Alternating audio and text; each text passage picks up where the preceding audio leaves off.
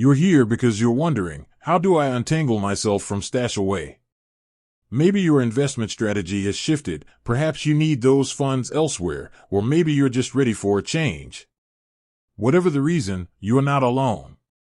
Navigating the world of investment apps can sometimes feel like trying to solve a Rubik's Cube blindfolded. Let's be real. We've all been there. You download an app, excited about the potential, envisioning your money growing like a well-tended garden. But life happens, and sometimes, that garden needs a different gardener.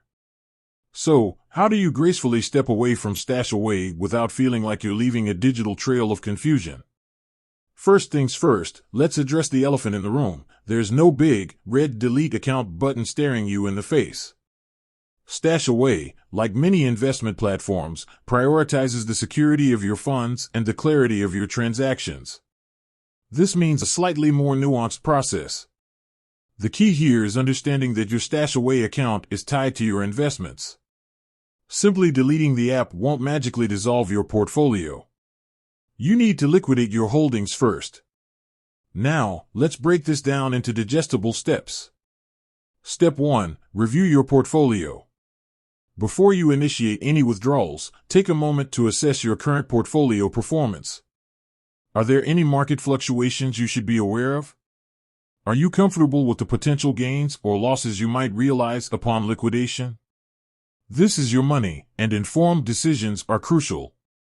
Step 2. Liquidate your investments. This is where the magic happens.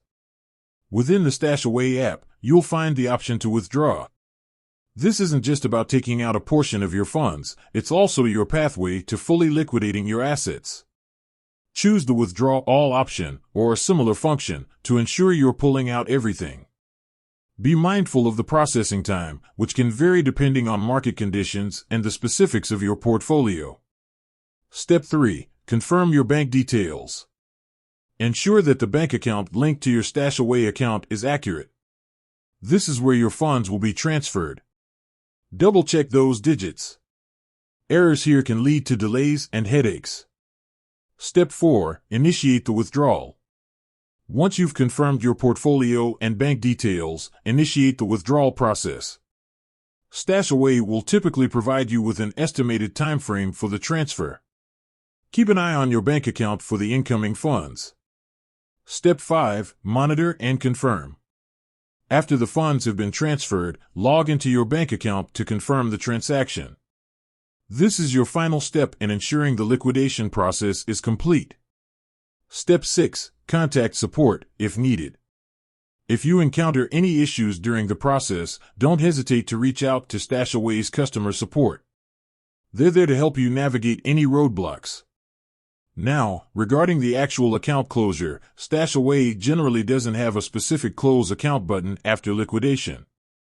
Once your portfolio is fully liquidated and you have withdrawn all your funds, your account will essentially be inactive. You can then proceed to uninstall the app from your device.